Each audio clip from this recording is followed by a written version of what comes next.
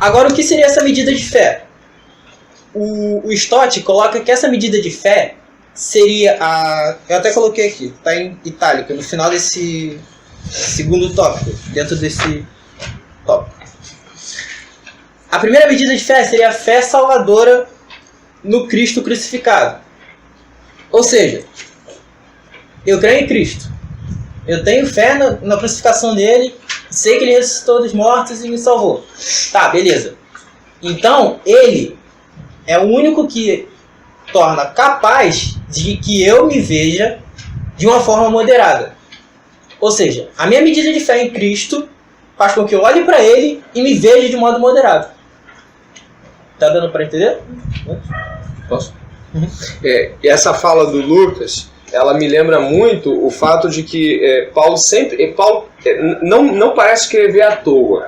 Eu acho que ninguém aqui pode dizer assim, Paulo escrevia ermo, vai ditando aí que ele... Não, Paulo me parece ter uma ideia muito clara de ter que colocar, por exemplo, que a gente lê o verso 1 e 2, como um relacionamento com Deus, como o Lucas mesmo assinalou aqui nos comentários históricos, relacionamento com Deus. Aí depois que você tem um relacionamento com Deus, toma cuidado para você não se achar. E aí você vê o verso 3, falando, pela graça que me foi dada, digo que cada um dentre vós não pense de si mesmo além do que convém. E aí o Lucas está ressaltando algo que é muito importante, que é a humildade.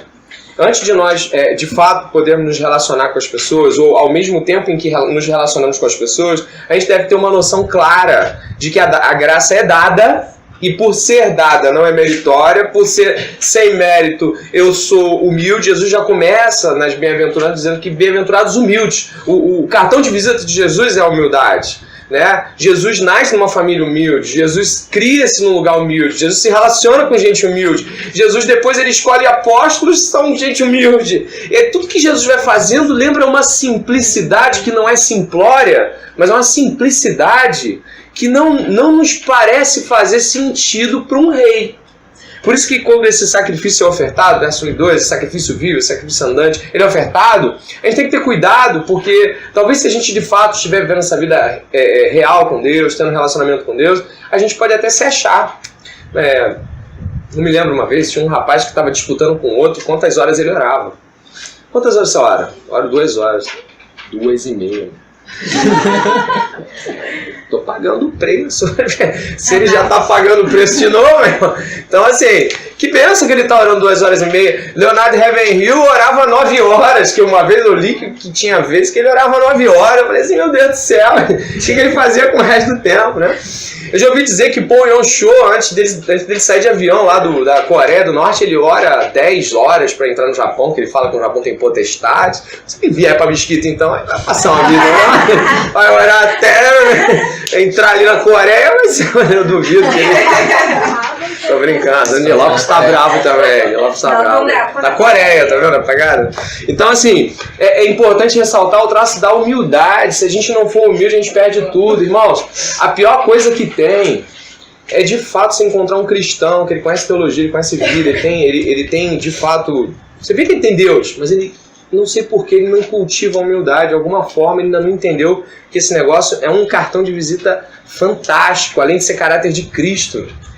Como é que você pensa em termos de humildade? Minha esposa ontem estava falando que quem ganhou o Masterchef, que é aquele negócio lá, foi uma menina e ela falou assim, André, eu só olho para ver os vencedores. Eu falei, amor, mas nunca vi os arrogantes ganharem. Parece que no fim das contas, quando vem o arrogante, o pessoal tá balançando a cabeça, não é isso não. Aí o arrogante perde. Porque existe alguma imago dele na gente que a gente tem uma repulsa com a arrogância. Né? Tem um finalzinho lá de imagem de Deus na gente que a gente vê o arrogante, vê o humilde, a gente torce, né? Pelo mais fraco, né? É isso em qualquer programa, por exemplo, que eu acompanho no Masterchef, que é de dança. Aí, tipo, tem os... Por que não tua geografia? E tipo, os jurados, eles não decidem quem sai, mas eles é que instruem quem vai, o que eles têm que melhorar. Quem torce o nariz, que acha, não, eu dancei bem e tudo mais, sai rápido, tipo assim. E é engraçado porque a gente não quer que os arrogantes ganhem, mas a gente mesmo é arrogante. E isso é meio estranho. Pois é. Então a gente está pensando aqui, relacionou com Deus, fez um culto racional, tem uma relação com Deus vívida, real, logical aqui em grego. Agora eu tenho que botar o pé no chão porque a graça foi dada. A graça. Até a graça pra cultuar é a graça dele. Você deve conhecer a história de Santo Antão, né? Claro que a Sim. tradição, ele foi, se isolou, começou a buscar Deus, se consagrar a Deus, e Satanás falou assim, não, você dá uma pernada, né? E ele ficou perseguindo por quase 40 anos Santo Antão, tentando ele em todas as áreas, ele vencendo, até que tem um dia que o diabo cansa. Falei assim, por 40 anos esse cara é um santo, eu vou embora. Aí o demônio foi embora. E quando ele vai embora, ele dobra o joelho e fala assim, obrigado, porque agora eu sou um santo. Aí o diabo dá uma gargalhada e volta. Opa, começou de... Deu pra chegar. Entendeu? Deu pra chegar. Ele uma graça tal que depois ele ficou vaidoso pela cara. Agora eu me tornei santo. Aí o diabo ri e fala assim, então eu vou voltar porque você acabou de pecar. Por achar que você... Quando a gente lê Jó, a gente fala assim, cara, eu não conseguiria segurar aquela onda. Beleza. Mas tem um momento que Deus aparece. E é interessante que Deus aparece no momento onde Jó já começa a pensar assim, eu acho que eu não mereço isso. E aí Deus aparece. Quem é você que está obscurecendo as coisas aí que eu estou falando? Então a gente tem que ter cuidado o tempo todo com a questão da arrogância. O tempo todo a gente tem que se monitorar, perguntar a outros. Como é que você está me vendo? Me ajuda a me ver também, né? Lucas. André, só uma pergunta. Isso que ele fala de dom, é em qual sentido? Porque se ele fala assim, porque pelo menos eu pensava, dom é uma coisa que você consegue fazer bem. Então contradiz muito essa coisa de que ele fala sobre a humildade, porque se é algo que, na minha cabeça, que a pessoa consegue fazer bem, então ele tá falando exatamente sobre isso, né? Que a pessoa tem que ser humilde. Já falando do pedacinho, cadê do dom, que tá falando do dom? De fato, que se você serve... Não sei se já chegou... Acho que não chegou não, né? Não, porque eu tava olhando na folha, eu mesmo... Entendi. Vai chegar lá, vai chegar lá. Nasceu de 7 meses. Ela nasceu de 7, né? Não, vai chegar lá, tá? Vai chegar lá. Enfim. Paulo aqui ele não tem uma ênfase de dar uma definição desses dons. Ele busca mais fazer mostrar eles no exercício do contexto de comunhão e serviço. E como a gente já estava dizendo, a fonte destes dons é a graça de Deus. Aqui na folha de vocês tem uma tabela com os dons que é falado, todos os 7 dons que é citado nessa parte, do versículo 6 ao versículo 8. O primeiro é a profecia.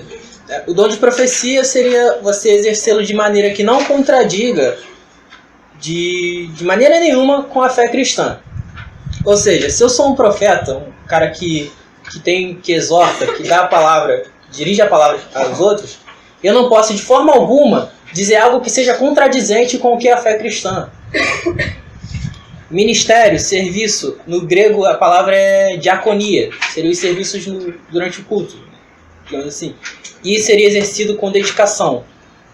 Ensino, o exercido com esmero, você desenvolve e cultiva esse dom.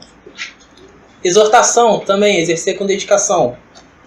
Contribuição, ou em algumas versões está liberalidade, né? O Stott coloca que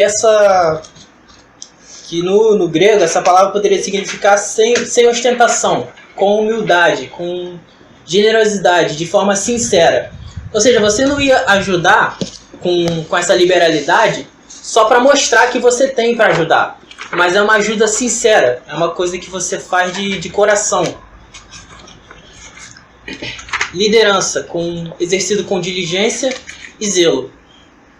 Misericórdia, com alegria, cuidando de qualquer um que esteja passando por necessidades ou tribulações. Bom, essa lista de Romanos talvez seja a menos conhecida das listas de dons que Paulo vai falar durante as suas cartas. Ele vai falar da dom da que está em Efésios 4 a 11 e do 1 Coríntios 12. Só que tem 3 coisas que essas listas têm e eu vou falar rapidamente. Primeiro, todas elas admitem que esses dons são pela graça de Deus. Segundo, que esses dons são para a edificação da igreja. E terceiro, que parece que em cada uma dessas 3 listas que eu falei, há uma pessoa da Trindade diferente agindo. Como assim? Aqui em Romanos, seria Deus Pai. Em Efésios, seria o Filho. E em 1 Coríntios, seria o Espírito Santo. Sendo que em Romanos, com exceção de dons de profecias, seriam dons mais gerais e práticos, né, durante o convívio. Já em 1 Coríntios seriam os dons mais espirituais, mais sobrenaturais, dom de língua, dom de cura, de milagres. A palavra dom, né, charisma, né, carisma, essa palavra grega, carisma, ela é interessante porque ela reforça algo que Deus deu em termos de habilidade. Eu estou lendo aqui em 1 Pedro 4:10, vai falar assim: servir uns aos outros, cada um conforme o dom que recebeu, como bons despenseiros da multiforme graça de Deus. Essa multiforme graça de Deus é exercida desse monte de habilidades que Deus nos dá. Mas é interessante observar que esse dom dado também pode ser mal utilizado. Como o Lucas está falando aqui, é um dom, Deus deu essa habilidade, Deus não vai revogar, Ele deu esse dom. Né? Há quem diga que até mesmo aquelas pessoas que falam com espíritos, com línguas, com espíritos dentro de centros de Umbanda, são um dom que Deus deu de uma perspectiva espiritual que ela está usando para outra. O cara que faz aquelas músicas lindas, mas aí você vê, pô, a música é bonita pra caramba, a letra é horrível, a vida do cara é horrível. Deus deu um dom para aquele cara, mas aquele cara não está usando do jeito que ele deveria. Ele não está sendo um bom dispenseiro desse carisma que Deus deu. Então, assim, dependendo daquilo que você vive, da realidade com que você serve, se serve a diabo, se serve a Deus, você pode estar usando e exercendo seu dom de uma maneira terrível ou de uma maneira abençoadora. Até mesmo dentro da igreja a gente pode se perder, porque a gente pode pegar o nosso dom e usá-lo de maneira hierárquica. Como, por exemplo, algumas pessoas têm uma oratória muito boa, têm uma fala muito expressiva, uma capacidade cognitiva, junta as palavras com muita rapidez, e aí ela vai... E a eloquência dela encanta, de fato. Eu já ouvi pessoas que eu falei assim, meu Deus do céu, se ele falar... No final do culto, se ele falar que na verdade o diabo é Deus, eu vou ficar meio confuso, porque do jeito que ele fala tão bem... que eu já ouvi pessoas, cara, você tinha que ficar até com cuidado, porque ele era conquistador.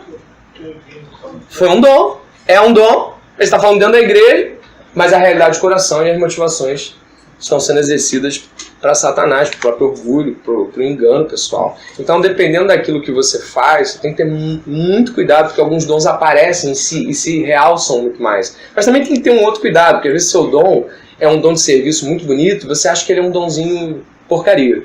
Aí você é um excelente diácono, mas você não é um bom orador. E aí você olha para o seu dom com um desmérito. E aí você olha e fala, cara, vou te dizer uma coisa, eu sou muito ruim para diaconia.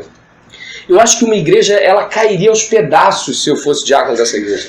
Sério, você não tem noção do que eu sou capaz de destruir a nível de não fazer. Eu olho e não vejo, eu posso passar aqui, ó, aí. Olhei, tá faltando a cuia do negócio aqui, agora que eu olhei. Eu posso passar aqui pra ter cocô ali no meio e eu ficar... Gente, tem um cheiro aqui e eu não consigo, eu não tenho esse olhar, querido. Eu não tenho. Às vezes eu fico olhando gente servindo na igreja e eu falo, como é que ele viu isso? Eu não vi. Viu, irmão, que a maçaneta tava... Não vi, irmão. Talvez eu girasse a maçaneta, chutasse a porta e nem te falasse que eu chutei a porta. Diáconos não são mais que pastores. Pastores não são mais que diáconos. A graça que foi dada a cada um é para ser usada em prol de cada um na igreja. Se a gente mutuamente se edificar, como Deus espera que façamos com o carisma que deu a cada um de nós, a igreja vai de vento em popa. Uma vez um cara falou uma coisa que eu nunca mais esqueci. Ele falou assim, a melhor maneira da igreja ganhar almas é sendo igreja. Esse cara tá estranho. Aí depois eu fiquei pensando, eu falei, se a igreja for saudável e for igreja, ela tá ganhando rios de almas aí, porque ela vai estar cumprindo. Todo mundo saudável, ganhando gente, então eu posso olhar para pessoas aqui e ver o que Deus fez e faz através de vocês. Mas a gente tem que reconhecer que é por graça, a gente tem que reconhecer que eu não vivo sem o seu dom e que você também anda mal sem o meu. E se a gente andar dessa forma, nossa, vai ser algo fora de sério, né? Mas não sei se respondeu a sua pergunta. Respondeu mesmo? Ela tá com cara que foi respondida. Precisa desse céu. Né? Que isso, irmão? Assustou na outra com a folha? Que isso? Olha o carisma aí do assusto aí. O dom do susto. Vamos, o dom do susto. Vamos lá. Segue aí, Lucas. Não, é interessante essa questão de você medir medida de fé, porque Paulo, ele usa para os dois lados, né? Nem para você se gloriar muito de alguma coisa, nem para você se rebaixar muito. Não é nem para você ter muita autoestima, nem para você ter uma baixa autoestima que te deixa se achando o pior de todos naquilo que você faz. Né?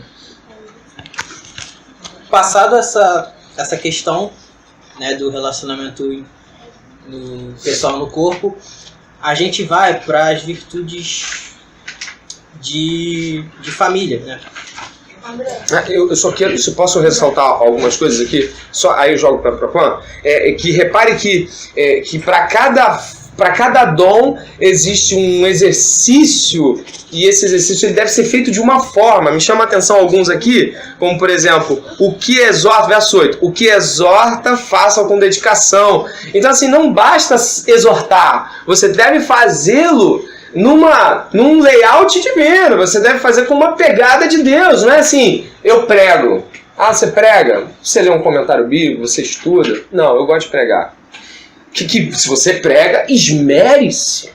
Esmere-se por pregar. Se você serve, sirva bem. Então assim, tudo aquilo que você faz e recebeu o dom para fazer, fica melhor quando você faz do jeito de Deus. Aqui, olha que interessante, ó. Quem exerce misericórdia com alegria. Eu acho isso fantástico. Imagine, cara. Você está exercendo misericórdia, você está ajudando alguém e você não está sorrindo, você não está alegre, você não está transbordante. Então não adianta o fato de você estar exercendo os seus dons na igreja se você não está exercendo como a Bíblia deve te ensina a exercer. Você está lá servindo as pessoas com aquela cara amarrada. Você imagina botar um cara amarrado na portaria? Imagine isso. Tipo, a sensação eu podia ter vindo como não, né? Tipo, aquele aperto de mão frouxo. Hoje as pessoas apertam a mão tão frouxo, eu acho tão estranho, né? As pessoas ficam assim, né? Estranho pra apertar a mão, né? Mas assim, você bota um cara na portaria, o cara... Oi, tudo bem, irmão? Tudo bem? Não tá nem ligando pra quem tá entrando, né? O Igor. O Igor, a pessoa vai passar. Vai lá, Igor, passarinho. Passou 3 irmãos. Mas é um servo. O Igor vê a situação e resolve. A Daina, se deixar, ela não para de trabalhar. Ela tá limpando a parede e olhando pra caminho de casa. Ela fala assim, Daina, para. Vamos ouvir a palavra, ela tá servindo, ela não tá parando. Aquela Daina ali? Aquela Daina ali, tem outra. Eu não conheço ninguém com esse nome. Até porque, né? Seria muito estranho. Até porque, né? Tipo, é carisma dado pra ela, né? É o carisma dela. Fala, Fã. Não, quando você estava falando sobre o dom que é para a igreja, né, que é para o corpo, de fato somos um corpo e a gente ignora isso é um corpo. Ou seja, não tem um dom maior, né, como vocês falaram, um dom menor. Todos eles quando funcionam para o corpo andar, né, para o corpo continuar andando. O que a gente vê, né, como igreja, como corpo, é que um está amputando o outro, um está tirando um membro, um está olhando para o braço, vendo que insignificante e amputa. E quando eu vou amputando meu corpo, ele para de andar. E é muito triste, porque estamos vendo os dons, né, de cada um, e a gente, ao invés de glorificar a Deus, porque juntos nós conseguimos andar, a gente está amputando os membros, né? É engraçado, né? Quem cuida aqui do din-din da Cominical é a Pri. E ela tem uma paciência para contar dinheiro, para pensar em dinheiro. E eu acho chato, conta! Eu fico agoniado, eu vejo gente fazendo risco, fazendo cálculo, o cara é administrador ali, e vendo aquelas coisas, eu falo assim, meu Deus do céu! Mas aí, sem ela, como é que o negócio... Como é que faz? Às vezes eu falo, ei, Pri, conseguimos fechar o aluguel? Ela, André, sobrou 50 reais. Eu falo, gente, se fosse eu que administrasse, ia faltar dinheiro até pra copo plástico. Mas, entende, Deus deu um dom pra ela e deu um dom pra você, e a gente precisa se unir nesse sentido, entendeu? Para ser igreja de fato. O próximo passo, né, é o relacionamento da família, onde ele vai colocar o amor como sendo a base desse relacionamento. Aí coloquei na folha assim: Paulo se dirige agora à igreja, comunidade onde o amor ágape deve predominar, pois este é o amor de Deus demonstrado na cruz, capítulo 5, versículo 8, e em consequência derramado em nossos corações, no 5:5, pelo Espírito Santo. Este amor manifesto e exercitado na igreja é a essência do discipulado cristão e, portanto, deve permear, moldar e dominar todos os nossos relacionamentos. Nesses versículos, o apóstolo usa a expressão uns aos outros por 3 vezes, no 10a, no 10b e no 16a. E ele vai usar também no grego 2 termos descritivos, que é o filostorgos, que seria o amor dos pais pelos filhos, e o Filadélfia, que é o amor entre os irmãos de sangue, como o André já tinha mencionado no começo a questão do Adelphos. Oi? Filadélfia. Eu achei que isso era Também. Vocês são maravilhosos. Deus tem misericórdia. Isso aí. É você. Imagina, Filadélfia e Filadélfia. Para demonstrar esse amor aconchegante que deve predominar entre os que agora fazem parte do corpo de Cristo. E embora apareçam instruções sem nenhuma conexão entre si, elas fazem parte de uma receita do amor. Faltou um L no texto. Que parece ter 12 itens, né? Então assim, quando eu tava lendo os comentários, eu percebi que eles colocam que alguns tratam isso aqui que tipo, cara, ele tá falando um monte de coisa aí que não tem muita conexão entre si, ele tá só orientando o pessoal a fazer tal coisa. Mas na verdade faz tudo parte dessa receita, para você ter um relacionamento familiar bem conduzido. Não, essa hipócrisos era uma máscara grega de teatro. E era uma máscara que tinha um rostinho e um tubinho na boca assim, aí a voz saía aqui, porque o teatro grego, apesar de uma excelente acústica, ele não tinha caixa de som, né? 400 anos de Cristo, 500 anos de Cristo, a palavra grega hipócritos, ela vai falar algo relacionado àquela máscara que os atores usavam. Então a verdade não pode ser como se fosse um campo de atuação de teatro. O amor precisa ser verdadeiro, eu preciso tirar a máscara e amar verdadeiramente as pessoas. Amar é muito difícil, sim. Amar é muito difícil, mas amar não somente é possível em Cristo, como é o único modo com o qual eu posso ser cristão. Francis Schaeffer dizia o quê? Que o amor é a apologética final. Né? Então você que gosta de apologética, né? O amor é a apologética final. Então se o amor não convencer, o que mais convence? Né? É legal pegar o próprio exemplo do Francis Schaeffer, a mulher dele, a Edith, é maravilhosa. Toda íntima. E ela Aí nisso é interessante que tem um relato de uma menina que ela era da faculdade do Schaeffer, ela foi morar, né, no Labri. E aí quando ela saiu de lá, ela deixou uma carta.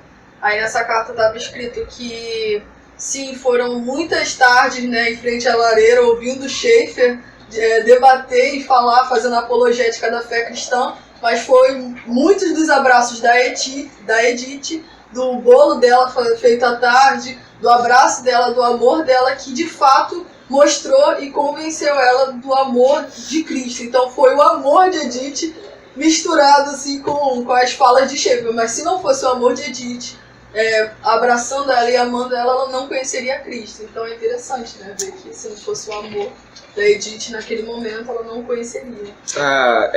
Não acredito que sejamos salvos por abraços, mas quem aqui nunca foi revivificado por um? Você recebeu aquele abraço e parece que voltou até fôlego para a caminhada, né? Um abraço que você não esperava. Então, assim, o amor, né?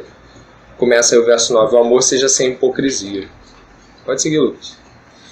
Então, no 9 ele vai falar que o amor seja sem hipocrisia, né? Esse sem hipocrisia no grego está anipócritos, sem hipocrisia, sem fingimento, como o André falou, da questão de não fazer como se a gente estivesse numa peça de teatro, como se a gente estivesse atuando, como se a gente estivesse usando uma máscara onde a gente fala que ama os outros. O próximo é discernimento, que fala detestai o mal, apegando-vos ao bem.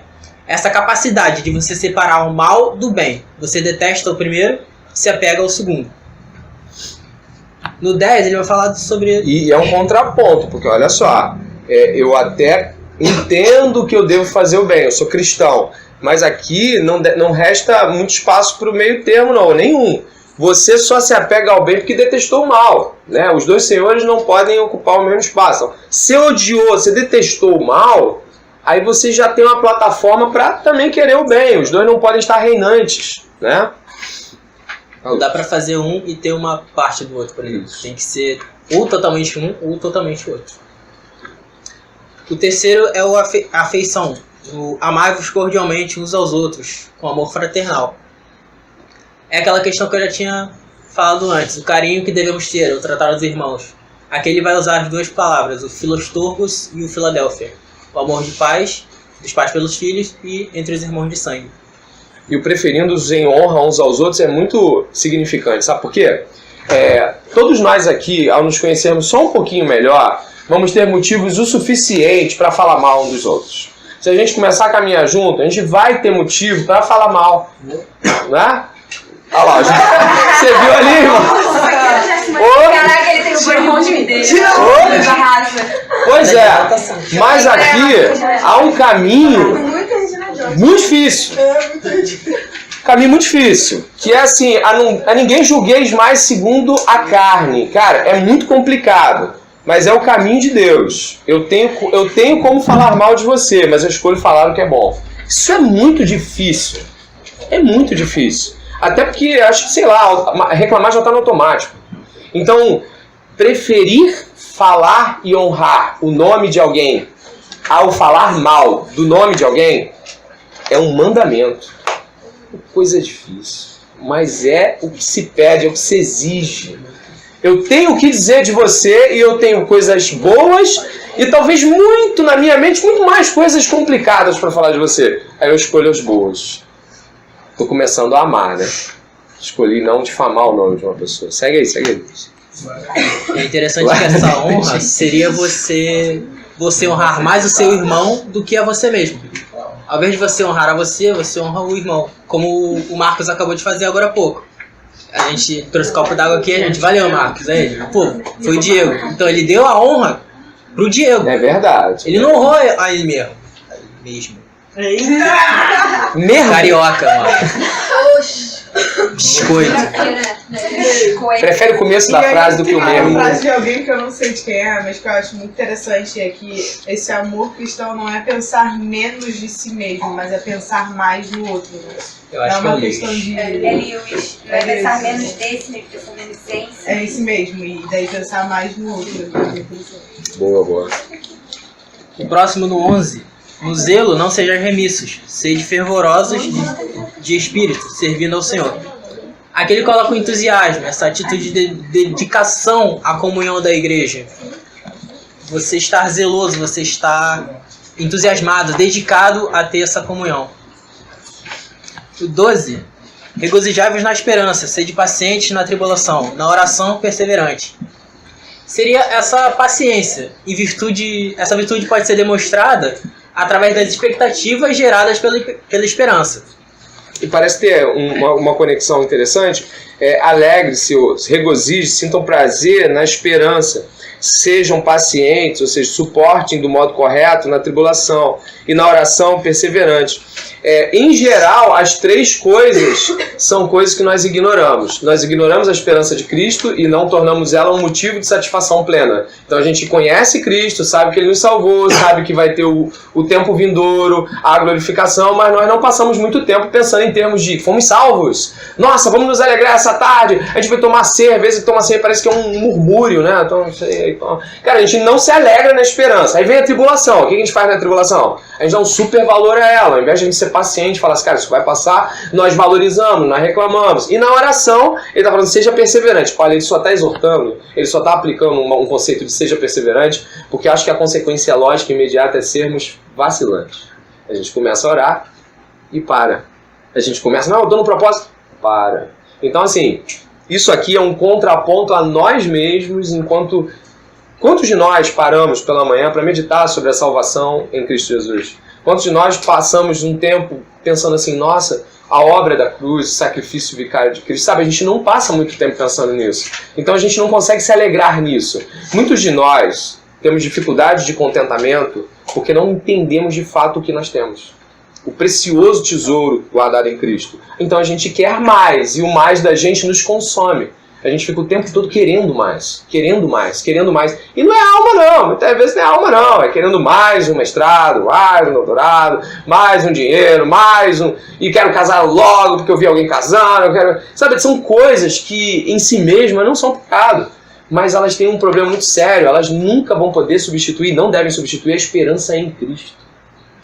Porque se não há esperança na ressurreição dos mortos, se Cristo não ressuscitou, é vã a nossa fé. Comamos e bebamos, e amanhã morreremos. Então, essa esperança ela precisa ser exaltada por nós, para que ela seja um motivo de alegria entre os cristãos. Não é terminar o culto, entre aspas, terminar a reunião da igreja e sair para falar de futebol. E quanto foi o jogo? Quantas vezes a gente faz a besteira de perguntar, e aí, o que deu a votação lá da Câmara? Sabe, é besteira. Mas em vez de a gente sair regozijante, vibrando com a vitória de Cristo, largamos de mão, pensamos pouco sobre aquilo que devemos pensar muito. Entendeu? Fala, Lucas. Eu falo muito, as pessoas que vêm aqui para dividir comigo, vocês fazem.